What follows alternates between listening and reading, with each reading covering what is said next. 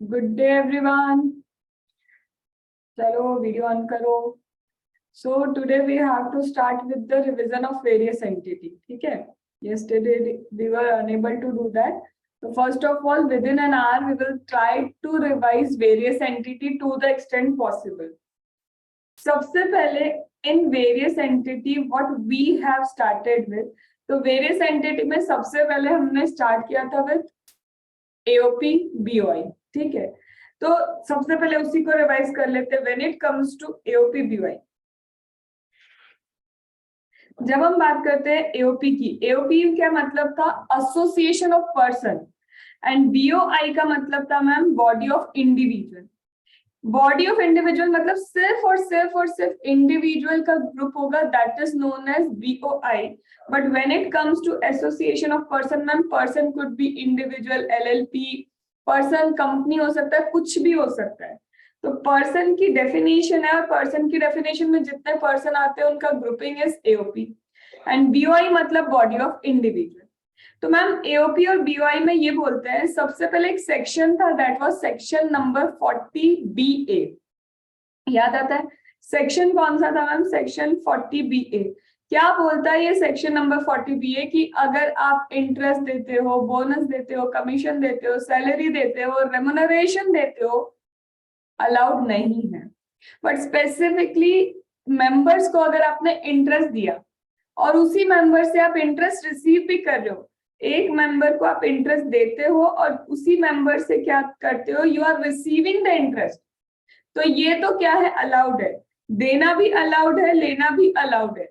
लेकिन ma'am suppose करो हम दे रहे हैं कितना 10,000 एंड हम ले रहे हैं कितना 7,000, तो ये जो 3,000 है, एक्स्ट्रा 3,000 विल बी डिसअलाउड। ये हमने कहाँ पे किया है? AOP BOI के कॉन्सेप्ट में। इतना याद आ गया?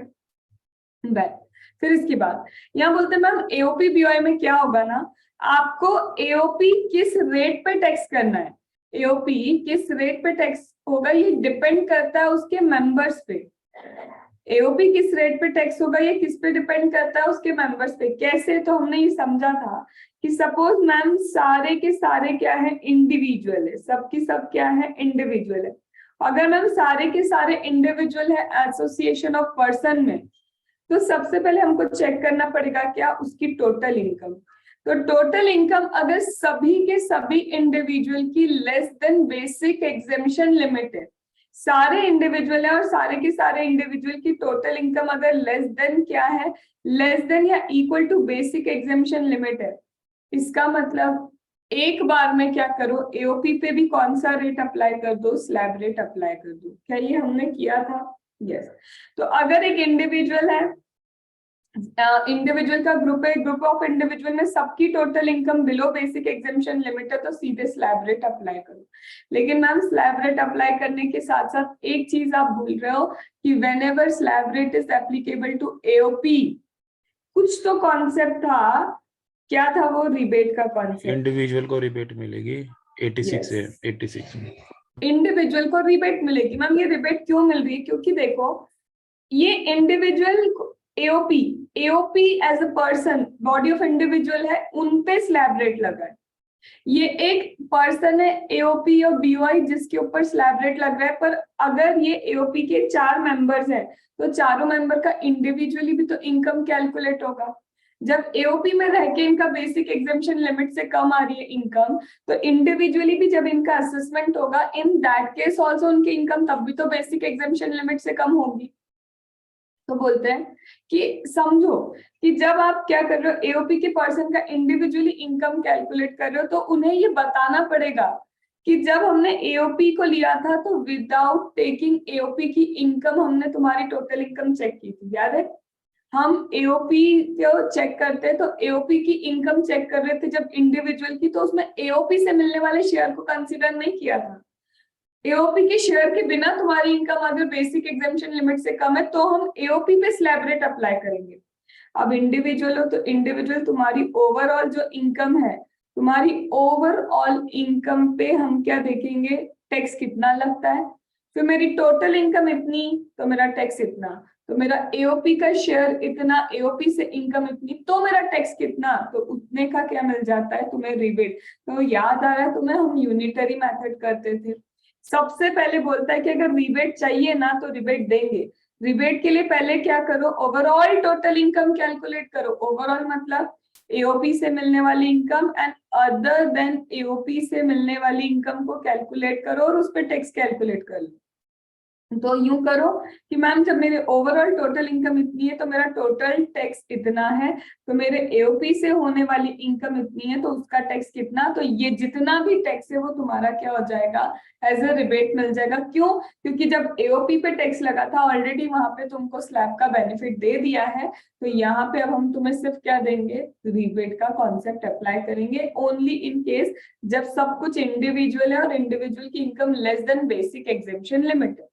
अब मैम एक भी ऐसा इंडिविजुअल हो गया जिसकी बेसिक एग्जेम्पशन से ऊपर चली जाएगी इनकम, तो अगर इवन अ सिंगल इंडिविजुअल जिसकी बेसिक एग्जेम्पशन से ऊपर इनकम जाती है, तो इन सच अ केस वो एओपी पे स्लैब रेट एप्लीकेबल नहीं होता, उस पे मैक्सिमम मार्जिनल रेट एप्लीकेबल होता है। तब तो रिबेट की बात ही नहीं आ सकती, क्योंकि ऑलरेडी होता है, जब मैक्सिमम पे तुम पे चार्ज कर दिया तो यहाँ पे शेयर ऑफ एओपीबीआई एग्जेम्प्ट होता है। ठीक है, इसके अलावा मैम अगर हम एओपी बीवाई की ही बात करें, if we talk about AOP BOI, तो मैम या तो हमको उनके शेयर्स पता होंगे या तो हमको शेयर्स पता नहीं, या तो शेयर्स पता है या तो शेयर्स पता नहीं है। और सपोज मैम ये एओपी बीवाई में क्या है, एक कंपनी हो गई या फिर कोई भी ऐसा पर्सन है, एक कंपनी है या फिर कोई भी ऐसा पर्सन है जिसकी इनकम हायर रेट पे टैक्सेबल है। तो सबसे पहले करते मैम कि हमको बिल्कुल भी शेयर्स नहीं पता कि किसका कितना शेयर्स है। और सपोज मैम एक एओपी में एक ऐसा मेंबर है, सपोज कर लो मैम वो फॉरेन कंपनी, दूसरे भी हैं लेकिन साथ में फॉरेन कंपनी भी है, तो मैम फॉरेन कंपनी को तो इवन मैक्सिमम मार्जिनल रेट से ज्यादा टैक्स लगता है। तो मैम जब हमें शेयर्स नहीं पता ना, तो एंटायर एओपी बीआई को वो हायर रेट ही एप्लीकेबल हो जाएगा। एंटायर एओपी को क्या होगा, वो हायर रेट ही क्या होगा, एप्लीकेबल होगा। बट मैम अगर हमें शेयर्स पता होंगे, तो अगर तुम्हें शेयर्स पता है तो फॉरेन कंपनी पे हायर रेट लगाओगे और बाकी बचे पे मैक्सिमम मार्जिनल रेट लगाओगे। और मैम अगर यहाँ पे इस एओपीबीआई में फॉरेन कंपनी नहीं है, नॉर्मली कोई कंपनी है और बाकी अदर पर्सन एलएलपी वगैरह है, तो ओवरऑल पे क्या लगेगा, मैक्सिमम मार्जिनल रेट की एप्लीकेबिलिटी हो जाएगी। So this is what about AOPBI का कॉन्सेप्ट। मैम इसके बाद इसमें एओपीबीआई में और कुछ किया था क्या, स्पेसिफिकली था कि सपोज तुम एओपीबीआई के मेंबर हो, तुम क्या हो, एओपीबीआई के मेंबर हो, and you are member in representative capacity, but तुमको इंटरेस्ट कैसे मिलता है, you are receiving interest in individual capacity.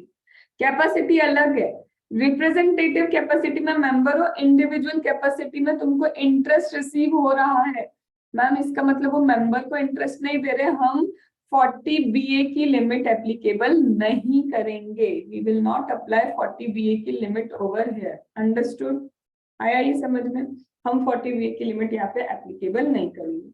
But ma'am अगर हम है भी रिप्रेजेंटेटिव कैपेसिटी में और इंटरेस्ट भी रिप्रेजेंटेटिव कैपेसिटी में ही रिसीव होता है, तब 40 BA की लिमिट एप्लीकेबल होती है। This is what we have seen, what हमने देखा था एओपीबीआई के कॉन्सेप्ट में। डन? चलो इसके बाद आते हैं अब किस कॉन्सेप्ट पे मैम, इसके बाद आ जाते हैं हम, एक काम करते हैं, जब एओपीबीआई किया है तो साथ में क्या कर लेते हैं, एएमटी का कॉन्सेप्ट कर लेते हैं। क्यों एएमटी स्पेसिफिकली ले रही हूँ, क्योंकि एएमटी मतलब any SEC other than company, कोई भी एसईसी बट कंपनी नहीं होना चाहिए, तो any SEC other than company के लिए ऑल्टरनेट मिनिमम टैक्स है। ऑल्टरनेट मिनिमम टैक्स बोलता है कि सबसे पहले तो एडजस्टेड टोटल इनकम कैलकुलेट करो। इस एडजस्टेड टोटल इनकम पे तुमको 18.5% कैलकुलेट करना है।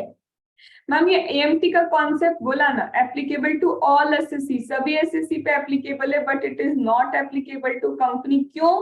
क्योंकि कंपनी पे मिनिमम ऑल्टरनेट टैक्स का कॉन्सेप्ट एप्लीकेबल होता है। तो बोलते हैं अगर तुम्हारी टोटल इनकम में तुमने सेक्शन नंबर 10AA का डिडक्शन लिया है, एड बैक कर दो।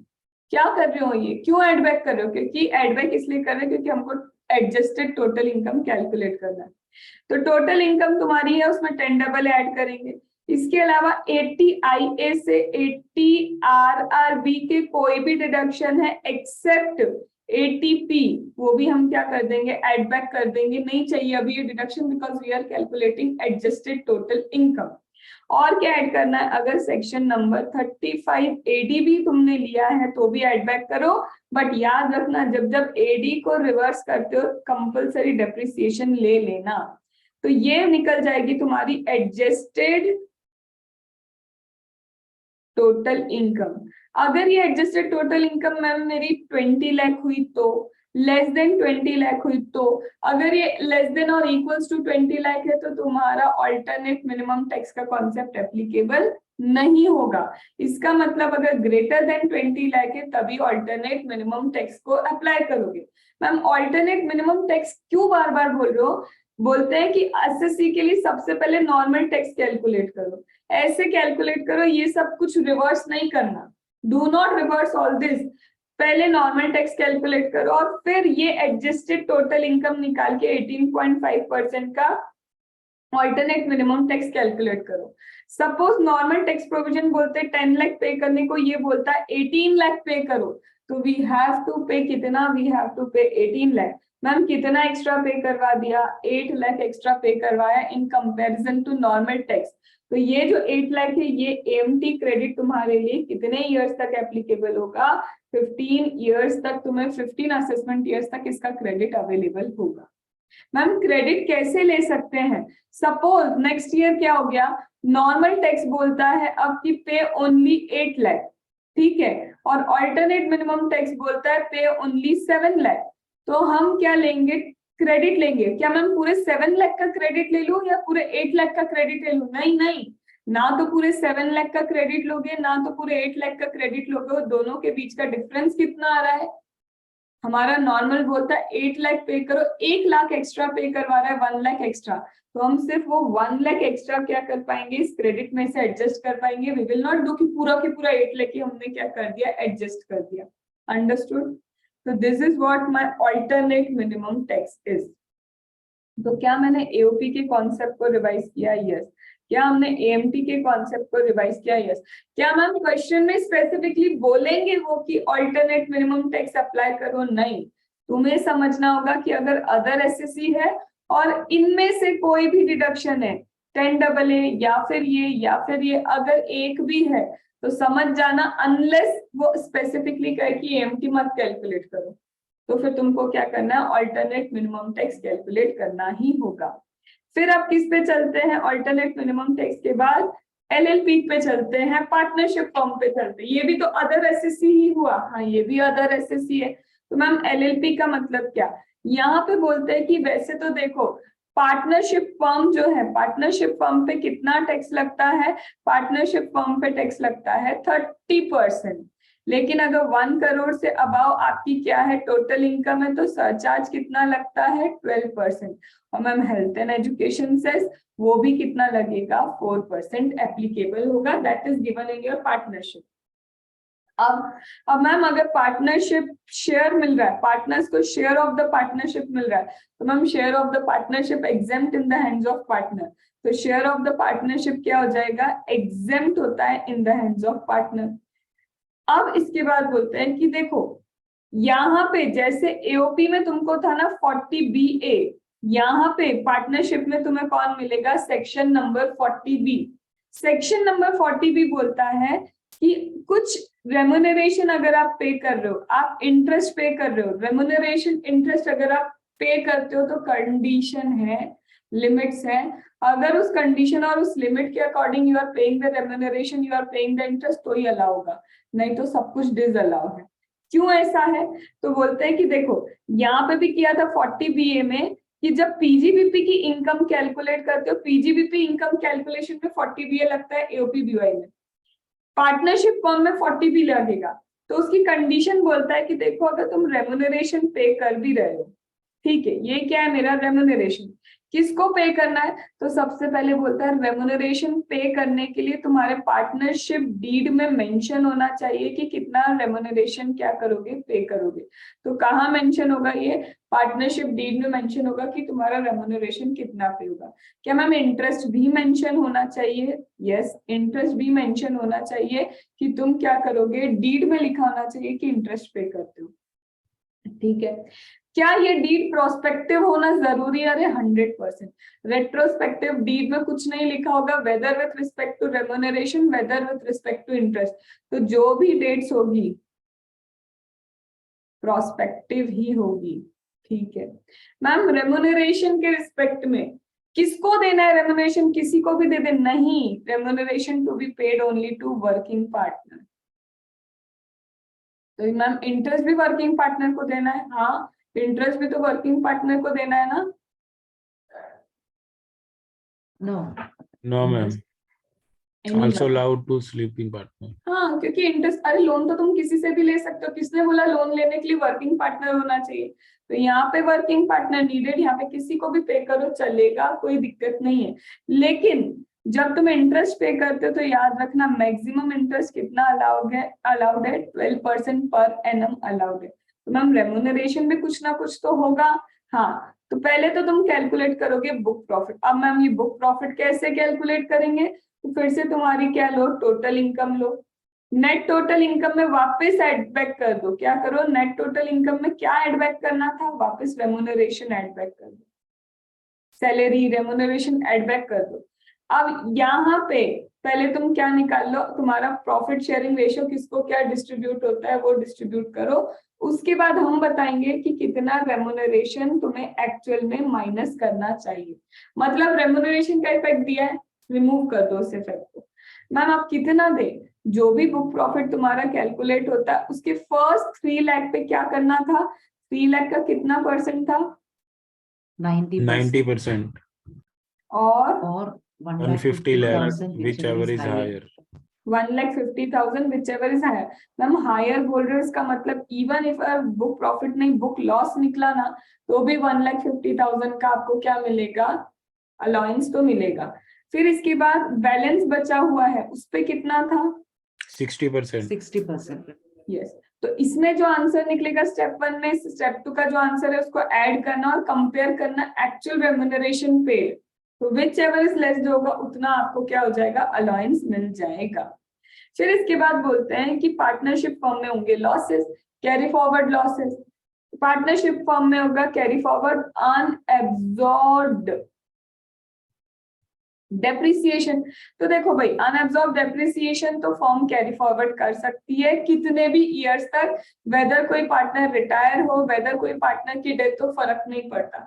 अनएब्सॉर्ब डेप्रिसिएशन फर्म क्या करेगी? कैरी फॉरवर्ड करेगी। लेकिन मैम जो कैरी फॉरवर्ड लॉसेस हैं, कैरी फॉरवर्ड लॉसेस अगर फर्म क्या है तो पहली बात तो कैरी फॉरवर्ड फर्म ही कर, लेकिन जब फर्म कैरी फॉरवर्ड करेगी तो सपोज करो मैम ये 3 पार्टनर है और इनमें से एक पार्टनर की डेथ हो गई, ऑडिबल है ना? एक पार्टनर की क्या हो गई? डेथ हो गई। मैम जब एक पार्टनर की यहाँ पे voice breaking ma'am. Jet plane जा रहा है ना इसलिए पूछ रही। अभी ठीक है? चलो ओके। तो यहाँ पे एक पार्टनर की मैम डेथ हो गई, तो मैम जिस पार्टनर की डेथ हो गई ना उसका लॉस कैरी फॉरवर्ड नहीं कर सकती फर्म। जब उसका लॉस फर्म कैरी फॉरवर्ड नहीं कर सकती तो क्या होगा? या तो लीगल रिप्रेजेंटेटिव आएगा, if legal representative is appointed तब ये लॉसेस क्या होंगे? कैरी फॉरवर्ड हो जाएंगे। बट मैम रिटायरमेंट हुआ, रिटायरमेंट के केस में क्या फर्म कैरी फॉरवर्ड कर सकती है? नो। No.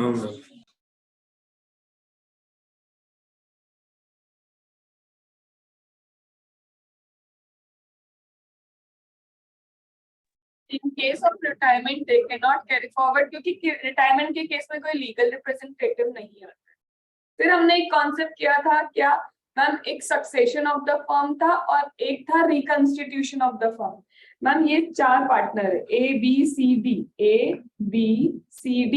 अब नए पार्टनर हो गए EFGH, तो ma'am this is what succession of the firm where no new partner old partner is there, एक भी ओल्ड पार्टनर नहीं है, उसको बोलते हैं क्या, सक्सेशन।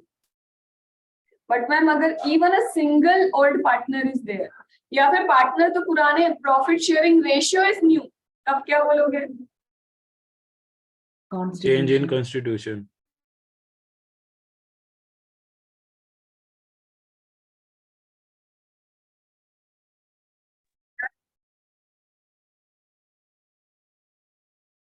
पार्टनरशिप फॉर्म में भी था ना, सेम चीज, इंटरेस्ट अगर तुम representative, you are partner in representative capacity and receiving interest also in representative capacity, तो 40B एप्लीकेबल। बट मैम अगर we are representative capacity but interest is received in individual capacity, तब 40B का concept applicable नहीं है। फिर ma'am एक और चीज थी, suppose I am partner in a year, तो उस ईयर के लिए what ever is the liability I am liable, jointly severally liable. But suppose ma'am मैं जिस ईयर में डिसोल्यूशन हुआ, ये ईयर है, इस ईयर में ही डिसोल्यूशन हुआ and I am the partner, एक दिन भी मैं उस दिन पार्टनर हो गई एंड वो वाली फर्म क्या हो गई, डिसॉल्व हो गई, तो now I am liable for all the previous year. अब मैं सिर्फ उस प्रीवियस ईयर के लिए लाइबल नहीं हूं, I am liable for all the previous year. Done, ठीक है। सो अभी हमने कितने टॉपिक को किया, हमने किया एओपी, हमने किया BOI, AOP, BOI, AMT, LLP. अब कौन सा करते, छोटू सा बिल्कुल था, सिक्योरिटाइजेशन ट्रस्ट। अब मेरे को बताओ, सिक्योरिटाइजेशन ट्रस्ट की सारी इनकम एग्जेम्प्ट है, यस, सिक्योरिटाइजेशन ट्रस्ट की सारी इनकम एग्जेम्प्ट है, तो टैक्सेबल किसके हैंड में होगी, taxable in the hands of investors. ठीक है, इन्वेस्टर अगर मेरा रेसिडेंट है, इंडिविजुअल और एचयूएफ, इन्वेस्टर मेरा क्या है, resident but other than individual, HUF, या फिर नॉन रेसिडेंट और फॉरेन कंपनी है, तो कहना है इसे यहाँ पे 25%, 30%, और यहाँ पे क्या था, रेट इन फोर्स मेरा क्या था, टैक्स रेट था 25-30 rate in force, 25-30 rate in force. Ma'am एक और चीज थी सिक्योरिटाइजेशन ट्रस्ट की, क्या थी, कि सपोज सिक्योरिटाइजेशन ट्रस्ट ने पीजीबीपी इनकम अर्न की, सिक्योरिटाइजेशन ट्रस्ट ने capital gain income equally earn की, कहना है इसे 50% ये, 50% ये, और किसी इन्वेस्टर को अगर मैं 10 लाख डिस्ट्रीब्यूट करती हूँ तो उसके लिए भी क्या माना जाएगा, 50% पीजीबीपी इनकम है, 50% क्या है, कैपिटल, मतलब same ratio, same proportion applicable. Ma'am suppose 10 lakh की जगह हमने डिस्ट्रीब्यूट किया अभी 7 लाख, बट टैक्स कितने पे लगेगा, टैक्स अक्रूवल बेसिस 10 लाख पे ही लगेगा। अंडरस्टूड, क्या मैं बोल दूं, सिक्योरिटाइजेशन ट्रस्ट खत्म। नहीं तो TDS डिडक्टेड रेट है ना 25-30। हाँ टीडीएस है, आई गेस मैंने शायद रेट बोल दिया ना, tax rate, TDS ma'am. Rate है, ठीक है, दिस इज टीडीएस रेट। तो क्या मैं बोल दूं ये सिक्योरिटाइजेशन ट्रस्ट खत्म, यही था। अब इसके बाद क्या है ना, इन्वेस्टमेंट फंड वाला कॉन्सेप्ट आता है। तो इन्वेस्टमेंट फंड पहले 2 मिनट्स में तुम लिखो क्या क्या था, डेट्स वगैरह क्या था, सिर्फ 2 मिनट्स आई एम गिविंग।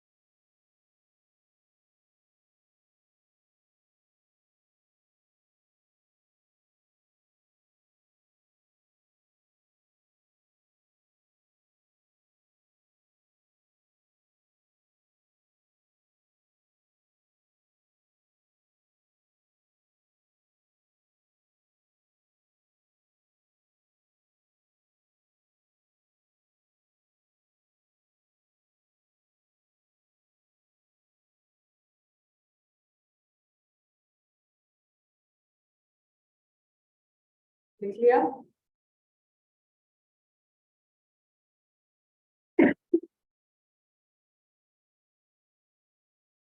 चलो, when it comes to investment fund, तो मैम इन्वेस्टमेंट फंड में हमको याद आता है overall income of the investment fund is exempt except PGBP.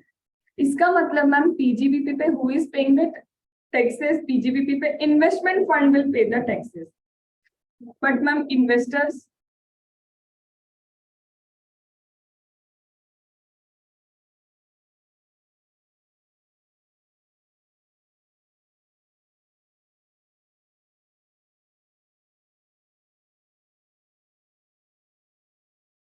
other income taxable in the hands of investor. Other income किसके hand में taxable है? Investor. Ma'am कुछ तो याद आ रहा है. That means if investment fund is distributing other income to the investor, तो यहाँ पे इसको क्या करना पड़ेगा? TDS deduct करना पड़ेगा, because whenever taxable income is being distributed, tax का क्या करना पड़ेगा? Deduction करना पड़ेगा. But मैम उससे भी पहले ये बताओ, ये पीजीबीपी किस रेट पे टैक्सेबल होगा फॉर द इन्वेस्टमेंट फंड? तो अगर investment fund is a company और एलएलपी, तो in such a case it is taxable at 30%, और अदर्स है तो कितने पे होगा? MMR. Maximum margin. Other is taxable eight maximum marginal. एक मिनट,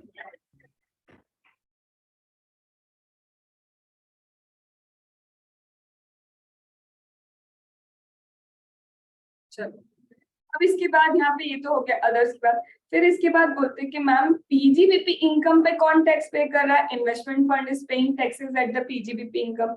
तो यहाँ पे जब ये टैक्स पे करता है, तो अगर मैम कोई लॉसेस हुए ना, इन लॉस को कैरी फॉरवर्ड भी कौन करेगा? इन्वेस्टमेंट फंड ही कैरी फॉरवर्ड करेगा। ये losses will not be carry forwarded bye investor, distribute भी नहीं होंगे। अरे नहीं मैम, क्योंकि पीजीबीपी का पूरा बर्डन किसके ऊपर? Investment fund. तो लॉसेस भी कैरी फॉरवर्ड कौन करेगा? Investment fund. Ma'am other income के बारे में क्या बोलते हो? अदर इनकम पे टैक्स कौन पे कर रहा है? इन्वेस्टर्स। तो लॉसेस भी किसको डिस्ट्रीब्यूट होंगे? इन्वेस्टर को। बिफोर दैट कुछ तो करना है डिस्ट्रीब्यूशन के पहले, क्या है? Mostly set off by investment fund.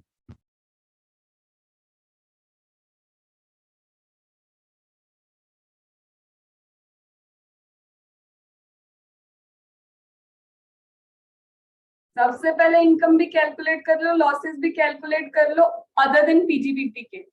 Ma'am income भी कैलकुलेट कर ली, लॉसेस भी कैलकुलेट कर लिए, उसके बाद पहले क्या कर लो? पहले सेट ऑफ कर लो जो भी सेट ऑफ पॉसिबल है, और सेट ऑफ के बाद जो बैलेंस होगा वो कौन कैरी फॉरवर्ड करेगा? वो ही इन्वेस्टर्स कैरी फॉरवर्ड करेंगे। बट मैम ये हमेशा से नहीं होता है।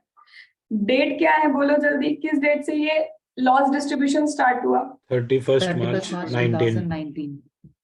इट इज 31st मार्च 2019 से मैम ये लॉस डिस्ट्रीब्यूशन स्टार्ट हुआ। मतलब अगर मैम सपोज करो ये 31st मार्च 2019 है, इससे पहले ऑलरेडी कोई लॉस था जो 8 इयर्स तक कैरी फॉरवर्ड होना चाहिए था, और ऑलरेडी 5 इयर्स तो हमने कैरी फॉरवर्ड कर लिया।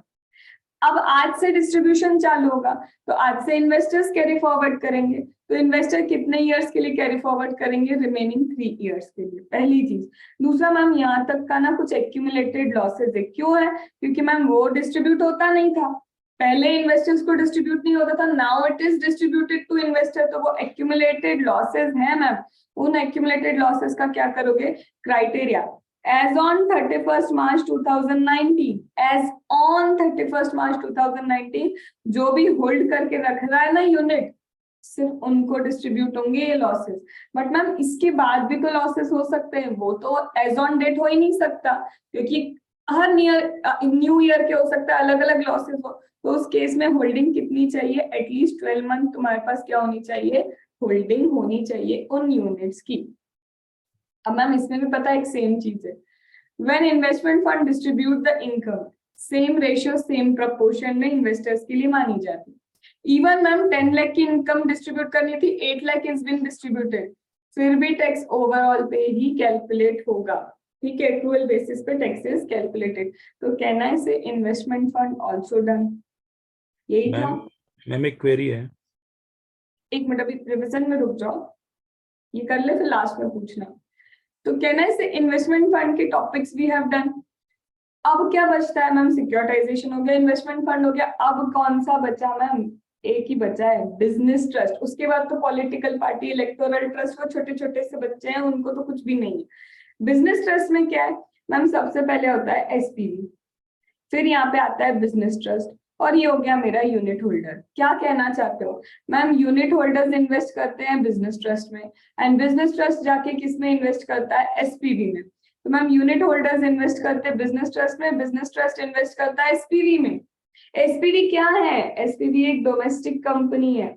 अच्छा, तो मैम बिजनेस ट्रस्ट ने अपने यूनिट्स दे दिए किसको, एसपीवी को, तो यूनिट्स क्या, एसपीवी क्या देगी, अपने शेयर्स दे देगी बिजनेस ट्रस्ट को, ये हमने पढ़ा था मैम। जब ये शेयर्स इसको दे रही है, जब ये शेयर्स दे रही है, तो ऑब्वियसली एसपीवी जब डिविडेंड डिस्ट्रीब्यूट करेगी, डिविडेंड किसको डिस्ट्रीब्यूट होगा, बिजनेस ट्रस्ट को।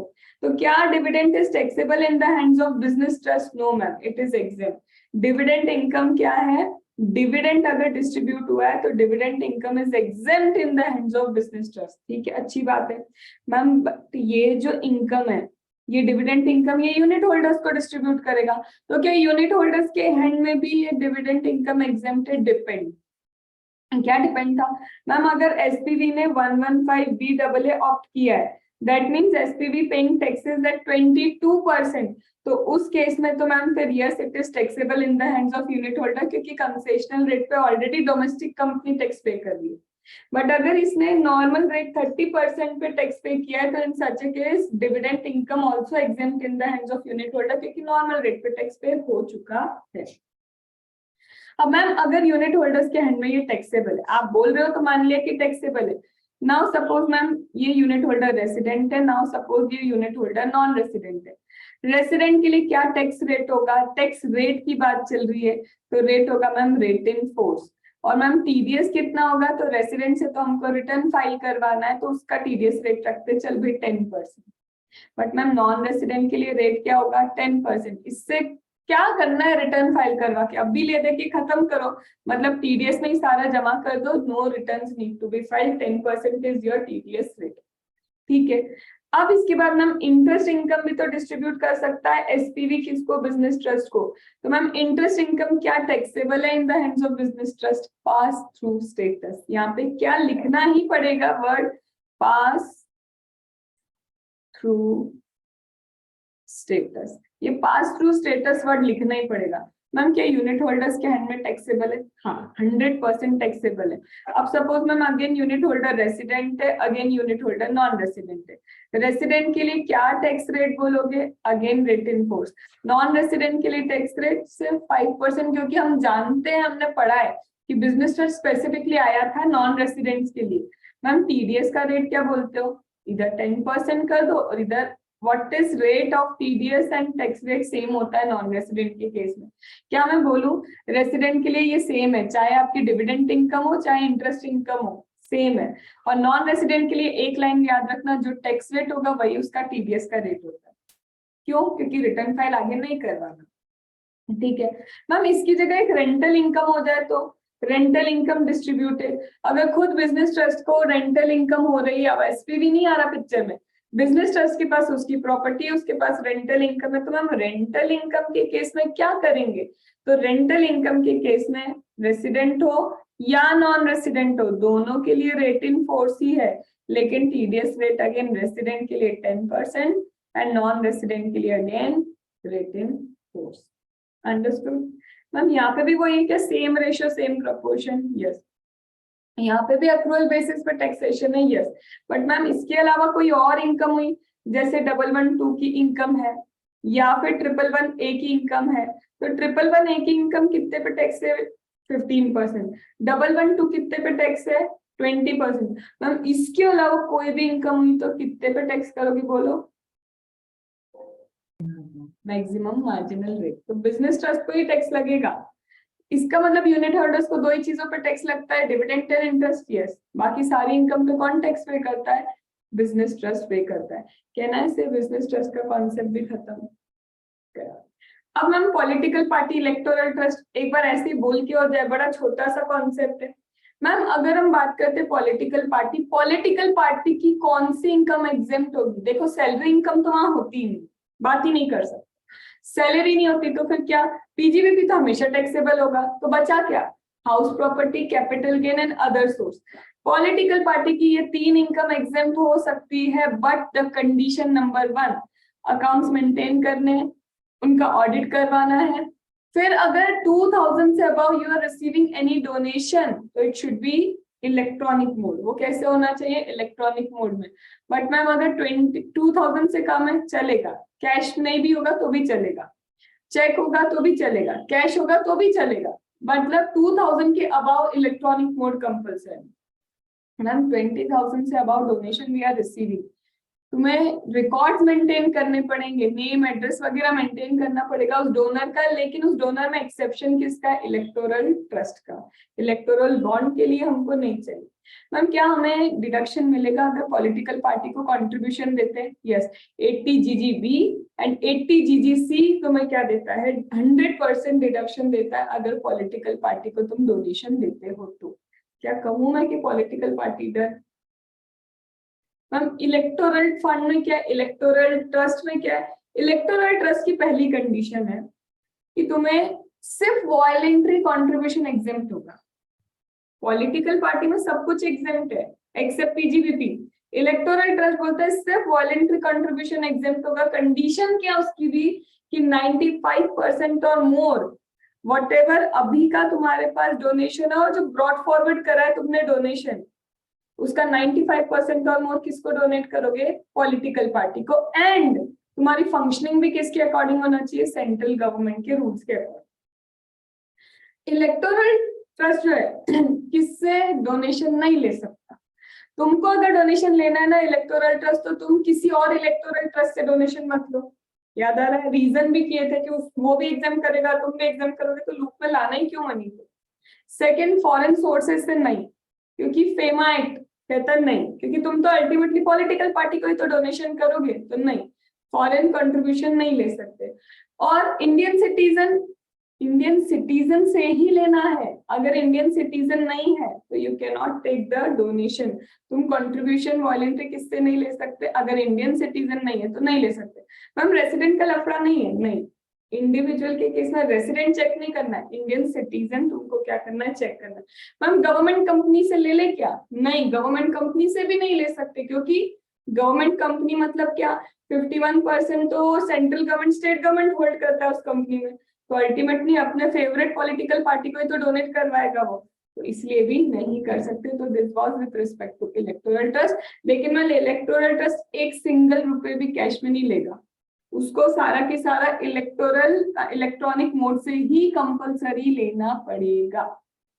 और इसके अलावा क्या दिया है, इसके अलावा फिर 80 GGB 80 CCC देख के रखा है सेम, कि अगर तुम इलेक्टोरल ट्रस्ट को भी डोनेट करते हो तो you will get 80 GGB 80 GGC का डिडक्शन। कैन आई से इलेक्टोरल ट्रस्ट भी डन। तो क्या AMT करा, यस, AOP करा, सिक्योरिटाइजेशन करा, इन्वेस्टमेंट फंड किया, फिर उसके बाद हमारा पार्टनरशिप फॉर्म भी हो गया। अब आ जाते पहले सेक्शन 10AA पे, एंड सेक्शन 10AA के बाद बचा क्या, मैट। तुम्हें इतना बस इतना समझ में आना चाहिए, 1 आवर। अगर इधर है तो सिर्फ 1 घंटे में वेरियस एंटिटी जैसी चीजें होती है, तो learn by heart. Section 10AA क्या था मैम, SCZ के बारे में। सेक्शन 10AA किसके बारे में, SCZ। तो मैम सेक्शन 10AA SCZ क्या बोलता है, अगर तुम्हारी एक यूनिट कहाँ पे है, यूनिट इन SCZ, कौन सी यूनिट, मैन्युफैक्चरिंग यूनिट, तुमको मैन्युफैक्चरिंग करना कंपलसरी है। मैम मैन्युफैक्चरिंग में क्या कंप्यूटर सॉफ्टवेयर बनाना भी चलता है, डेवलपमेंट ऑफ कंप्यूटर सॉफ्टवेयर चलेगा, बिल्कुल चलेगा। तो होगा क्या, तो सेक्शन 10AA बोलता है कि अगर, पहली बात तो ये सेक्शन 10AA एग्जेम्पशन वाला सेक्शन 10AA नहीं है, ठीक है, ये नॉर्मल सेक्शन 10AA। तो इसमें सबसे पहले तुम्हारी यूनिट मैन्युफैक्चरिंग वाली होनी चाहिए, ठीक है। तो फर्स्ट 5 असेसमेंट ईयर तक क्या होगा मैम, फर्स्ट 5 असेसमेंट ईयर तक 100% of the export profit exempt. Next 5 assessment year का क्या होगा, 50% of the export profit exempt. अभी कैसे कैलकुलेट करेंगे एक्सपोर्ट प्रॉफिट समझते हैं। और उसके नेक्स्ट 5 इयर्स मैम क्या होगा, again 50% of the export profit और री इन्वेस्टमेंट में तुमने कुछ डेबिट किया होगा ना अमाउंट, तो whatever amount debited to the reinvestment reserve whichever is less उतना एग्जेम्प्ट होगा। ठीक है, इसके बाद यहाँ पे क्या मैम, कैसे कैलकुलेट करें एक्सपोर्ट प्रॉफिट? तो देखो पहले तो करो टोटल टर्नओवर कितना, जब मेरा टोटल टर्नओवर इतना तो मेरा टोटल प्रॉफिट इतना, तो मेरा जब एक्सपोर्ट टर्नओवर इतना तो मेरा एक्सपोर्ट प्रॉफिट कितना। Are you getting? Again unitary method हमको अप्लाई करना है, बट चाहे तुम टोटल टर्नओवर कैलकुलेट करो या एक्सपोर्ट टर्नओवर, टोटल मतलब सारा टर्नओवर, डोमेस्टिक एक्सपोर्ट सारे टर्नओवर की बात हो रही है, बट एक्सपोर्ट मतलब सिर्फ एक्सपोर्ट टर्नओवर की बात हो रही है, और वो एक्सपोर्ट टर्नओवर जिसका फॉरेन एक्सचेंज क्या हो गया इंडिया में, रेमिट हो चुका है, मतलब पैसा इंडिया में आ चुका है, और कौन से टाइम के अकॉर्डिंग आया, जो आरबीआई ने अलाउ किया है, आरबीआई के टाइमलाइन के अकॉर्डिंग आ चुका है। तो मैम टोटल टर्नओवर में सब कुछ आएगा, लेकिन एक्सपोर्ट टर्नओवर में सिर्फ वही आएगा जिसका फॉरेन एक्सचेंज इंडिया में आया। ठीक है, बट मैम टोटल टर्नओवर में क्या नहीं लेंगे, एक्सपोर्ट टर्नओवर में क्या नहीं लेंगे, टेलीकम्युनिकेशन चार्जेस, फ्रेट, इंश्योरेंस मत लो। क्यों? क्योंकि तुम्हारा काम ये थोड़ी ना करने का था, तुम्हारा काम है सेल्स करना, तो तुम कोई टेलीकम्युनिकेशन चार्जेस लोगे, इंश्योरेंस चार्ज लोगे, फ्रेट चार्जेस लोगे नहीं। तो वेदर टोटल टर्नओवर और एक्सपोर्ट टर्नओवर दोनों में ये तीन चीजें काउंट नहीं होगी। और अगर एक्सपोर्ट से रिलेटेड कैश असिस्टेंस मिला, ड्यूटी ड्रॉबैक मिला, तो वो मिल गया ना, तो एक्सपोर्ट टर्नओवर से कम करो। क्यों? डबल बेनिफिट नहीं देंगे कि उधर ड्यूटी ड्रॉबैक भी ले रहे हो, इधर से हमारा एग्जेम्पशन भी ले रहे हो। तो हम एक्सपोर्ट टर्नओवर को कम करेंगे, और तुम्हारा एक्सपोर्ट टर्नओवर कम हुआ तो ऑटोमेटिकली एक्सपोर्ट प्रॉफिट भी कम हो जाएगा, तो डबल डिडक्शन अलाउड नहीं है। मैम ये जो री इन्वेस्टमेंट रिजर्व में पैसा क्या है, इसको यूज कहाँ करेंगे? पहली चीज, इसको within 3 years you have to utilize. कहाँ यूज करेंगे? You have to use for new plant and machinery. New plant and machinery का मतलब क्या? प्लांट एंड मशीनरी में मोटर व्हीकल काउंट नहीं होता। और न्यू का मतलब क्या? देखो न्यू में ऐसा बोलते हैं कि टोटल एसेट तुम्हारी जितनी भी है, टोटल एसेट का 20% तक तो ओल्ड भी चलेगा, सेकेंड हैंड चलेगा। एज वेल एज अगर सेकेंड हैंड मशीन इंपोर्ट की है तुमने इंडिया में, सेकेंड हैंड मशीन क्या की इंडिया में इंपोर्ट की तो वो भी चलेगा, दो चीजें चलेगी। तो इसका मतलब अगर मैम मिस यूटिलाइज करेंगे तो जिस ईयर में मिस यूटिलाइज किया उसी ईयर में ये पैसा टैक्सेबल हो जाएगा। और मैम अगर मिस यूटिलाइज नहीं किया, 3 years में यूज ही नहीं किया, तो जैसे ही थर्ड ईयर एंड होगा तुम्हारा टैक्सेबल हो जाएगा। आया? मैम कंप्यूटर सॉफ्टवेयर से रिलेटेड कुछ क्लैरिफिकेशन है, बिल्कुल है कि अगर कंप्यूटर सॉफ्टवेयर का डेवलपमेंट इंडिया के बाहर जाके करते हैं हमारी man power, that is considered, वो क्या कंसिडर्ड होगा कि एसईजेड में ही हुआ है, तुम्हें सारे डिडक्शंस मिलेंगे। या फिर एसईजेड टू एसईजेड शिफ्टिंग हो गई, या ओनर चेंज हो गया, तो भी तुम्हें क्या मिलेगा? एसईजेड का बेनिफिट मिलेगा। Understood? So this we complete what 10AA, that is SEZ. अब बचा क्या? मैट। मैट करने से पहले तुम पूरा लिखो, डॉक्टर रेस्ट इन पीस वाली पूरी स्टोरी लिखो। 5 minutes आई एम गिविंग, पूरा लिख के चलो।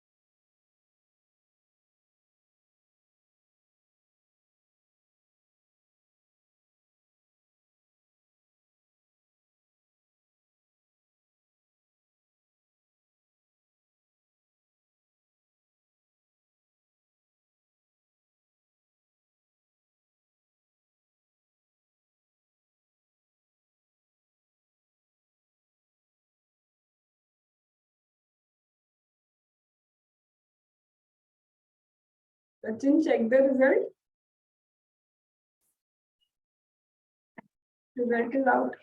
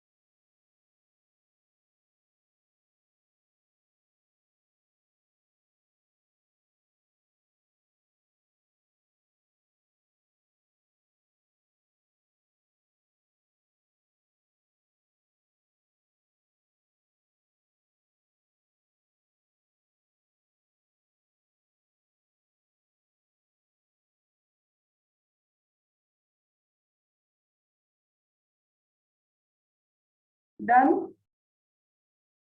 Sure. So we will be revising the basic. Ma'am, MAT में क्या है? When it comes to MAT, minimum alternate tax, can I say it is applicable only to company? Yes, ये सिर्फ और सिर्फ company पे applicable होता है. Any type of company, foreign company, government company, किसी भी तरह की company पे MAT is applicable. MAT में क्या कैलकुलेट करना है? Book profit. बुक प्रॉफिट का कितना? 15%. बुक प्रॉफिट और बुक प्रॉफिट का कितना लेना है आपको? 15% लेना है. एंड बुक प्रॉफिट में भी surcharge applicable. Yes. Book profit में और कोई मार्जिनल रिलीफ का कॉन्सेप्ट? यस. सारे की सारी चीजें एज इट इज एप्लीकेबल होती है. बट बुक प्रॉफिट में एक चीज और, 15% के अलावा 9% कैलकुलेट करके देखोगे जब तुम्हारा यूनिट कहाँ सिचुएटेड है, IFSC में क्या है सिचुएटेड है. तो मैम ये बुक प्रॉफिट कैलकुलेट कैसे होता है? बुक प्रॉफिट के लिए क्या देखा था हमने? Doctor says rest in peace, जिसके कारण आपका क्या हो गया? लॉस हो गया है. किसका? बिजनेस ट्रस्ट का लॉस हो गया है. सिक कौन था? AOP BOI क्या थी? सिक थी. क्यों मैं क्या लिख रही हूँ? सिर्फ कीवर्ड्स. ठीक है. अब यहाँ पे मैम क्या था? Doctor says rest in peace में D से तुम्हारा क्या था? डेप्रिसिएशन. R से क्या था? रिजर्व था. मैम डेप्रिसिएशन में क्या? Overall depreciation you have to add back.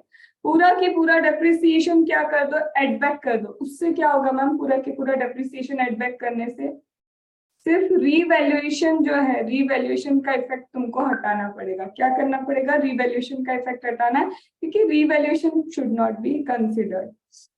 Ma'am reserve, अगर कोई भी चीज रिजर्व से आई है, टू और फ्रॉम रिजर्व, उसका इफेक्ट भी हमको क्या करना था? रिमूव करना था, because this is not an expense. तो मैम ये R से और क्या था? रॉयल्टी था. रॉयल्टी में क्या देखा था? रॉयल्टी में देखा था कि क्योंकि रॉयल्टी 10% पे टैक्सेबल होती है. अब तुम आके नहीं बोल सकते कि मैट के रीजन से हमको क्या करना है? 15% पे उसको टैक्सेबल करना है. तो रॉयल्टी के इफेक्ट को भी क्या करना था? रिमूव करना था. I से क्या था? Income tax. तो इनकम टैक्स का इंटरेस्ट, इनकम टैक्स का सरचार्ज, DDT, ये सारी चीजें क्या करनी है? रिमूव करनी है, बट नॉट इनकम टैक्स की penalty. What about exempt income? Exempt income के केस में एग्जेम्प्ट इनकम को रिमूव करना है और उससे रिलेटेड एक्सपेंस का डिडक्शन हम तुमको नहीं देंगे. P से क्या था? प्रोविजंस. याद करो प्रोविजंस में क्या था? सारे प्रोविजंस हटा देना, बट कौन से मत हटाना? जो एक्चुअल वैल्यूएशन के अकॉर्डिंग हुए हैं या साइंटिफिक रिसर्च के अकॉर्डिंग हुए हैं. लॉस में क्या आएगा? मैम दो तरह के लॉस है. सब्सिडरी का लॉस हम कंसीडर नहीं करेंगे, और ब्रॉड फॉरवर्ड लॉस अगर है या अनअब्सॉर्ब डेप्रिसिएशन है, विच एवर इज लेस वो अलाउ हो जाएगा. विच एवर इज लेस क्या हो जाएगा? अलाउ हो जाएगा. बट दो केस में दोनों चीजें अलाउ होंगी. अगर ट्रिब्यूनल को क्या किया? ट्रिब्यूनल ने तुम्हारे मैनेजमेंट को रिमूव किया है, या फिर दूसरा क्या था? तुम्हारे अगेंस्ट इंसॉल्वेंसी रिजोल्यूशन चल रहा है. तो बिजनेस ट्रस्ट के केस में क्या था कि मैम कोई भी नोशनल गेन या नोशनल लॉस हुआ है बिजनेस ट्रस्ट के केस में, क्योंकि हम क्या देते हैं? यूनिट्स देते हैं और SPV शेयर्स देता है. तो उसमें अगर कुछ नोशनल गेन और लॉस हुआ है तो उसको क्या करना है, रिमूव करना है। और ये क्या था मैम, एओपी से अगर कोई शेयर मिला है मतलब फॉरेन कंपनी क्या है, एओपी की मेंबर है, तो ऑलरेडी मैक्सिमम मार्जिनल रेट पे टैक्स पे कर चुके हैं, तो ये नहीं लेना है हमको, इसके इफेक्ट को भी रिमूव करना है। और लास्ट क्या था, सिक कंपनी के अगर प्रॉफिट भी हो जाते हैं तो हम कंसिडर नहीं करेंगे।